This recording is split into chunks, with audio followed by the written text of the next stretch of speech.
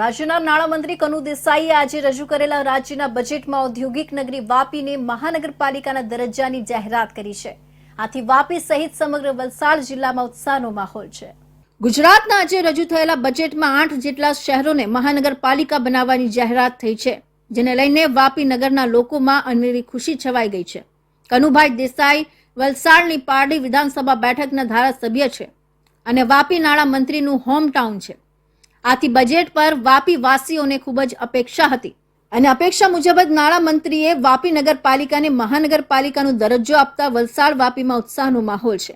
જાહેરાત બાદ વાપી નગરપાલિકા પર ભાજપના કાર્યકર્તાઓ સાથે નગરપાલિકાના કોર્પોરેટરો એકઠા થઈ નાણામંત્રીની જાહેરાતને વધાવી લીધી હતી। મહત્વપૂર્ણ છે કે નાણામંત્રીએ સતત ત્રીજી વખત રાજ્યનું બજેટ રજૂ કર્યું છે। અગાઉના 2 બજેટમાં પણ વાપી અને વલસાડ જિલ્લામાં વિકાસના અનેક કામોની જાહેરાત કરી હતી।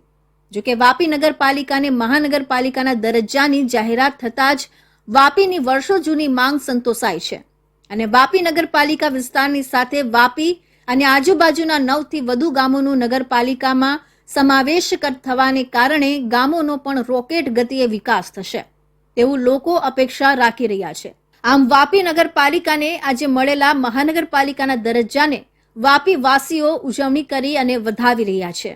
ખરેખર અમારી વર્ષો જૂની માંગણી હતી અને આ માંગણીને આજે ગુજરાત સરકાર દ્વારા બજેટમાં સમાવી અને વાપીના જનતા માટે ખૂબ જ હર્ષનો વિષય છે અને તમામ લોકો ખુશ છે। તમે જ્યારે જાઓ વાપીમાં તો અત્યારે એક જ ચર્ચા છે, વાપી મહાનગરપાલિકા બને છે।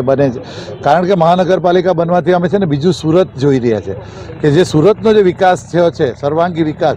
કારણ કે અમે જ્યારે સુરત જોઈએ અને વાપીને અમે કમ્પેર કરતા હતા તો અમને એવું થતું કે અમારું વાપી પણ સુરત કેમ નહીં થાય, તો એ જે અમારું કમ્પેરિઝન હતું એ સપનું આજે પૂરું થવા જઈ રહ્યું છે અને આજે બીજું સુરત વાપી બનવા જઈ રહ્યું છે અને ખરેખર ખુશ છે। આ માટે અમે આપણા જે મુખ્યમંત્રી શ્રી ભૂપેન્દ્રભાઈ પટેલ સાહેબ આપણા ખરેખર અમારા જે વિકાસ પુરુષ કહેવાય અને હું તો જ્યારે હોય ત્યારે કહું છું કે આ બાજુ મોદી ગેરંટી અને આ બાજુ કનુભાઈ દેસાઈની ગેરંટી અને આ ગેરંટી આજે પૂરી થવા જઈ રહી છે। આપણા માન્ય કાનુભાઈ દેસાઈ કે જેઓ નાણાં ઉર્જા અને પેટ્રોકેમિકલ મંત્રી છે અને પારડી વિધાનસભાનું પ્રતિનિધિત્વ કરે છે, ત્યારે અમારી આ વર્ષો જૂની વાપીને મહાનગરપાલિકા બનાવવાની માગણી હતી અને તે સંતોષાઈ છે, ત્યારે અમારામાં વિશેષ આનંદ છે।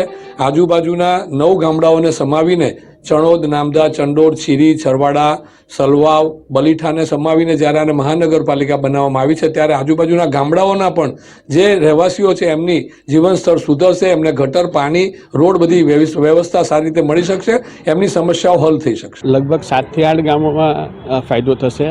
હાલ જેમ વાપી નગરપાલિકામાં બધી ઇન્ફ્રાસ્ટ્રક્ચરના કામો ચાલે છે, રોડ છે, રસ્તા છે, ગટર છે, પાણી છે, એ પ્રમાણે આજુબાજુના ગામડામાં જે મહાનગરપાલિકા બનવાથી જે આવરી લેવામાં આવશે એ દરેક ગામોને ફાયદો થશે, કેમ કે એ લોકોને પણ સારું પાણીનો ફ્લો મળશે।